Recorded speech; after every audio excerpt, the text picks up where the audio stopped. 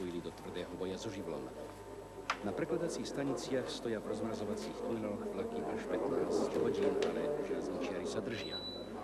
V zložitejšej situácii sa ocitajú naši cestári, a zrejme aj správcovia. Jsou tam, jako vždycky.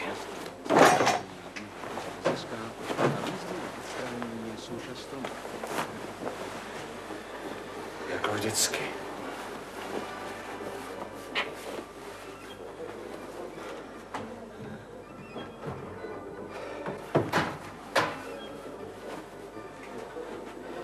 Ochranu? Ochranu.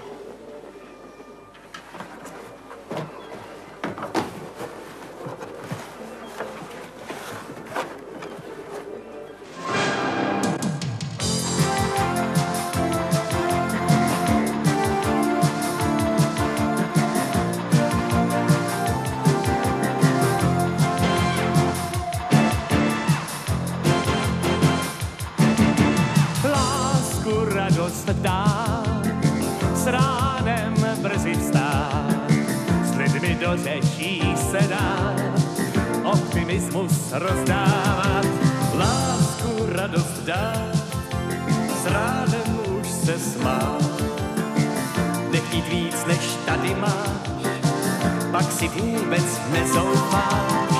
Yeah, yeah.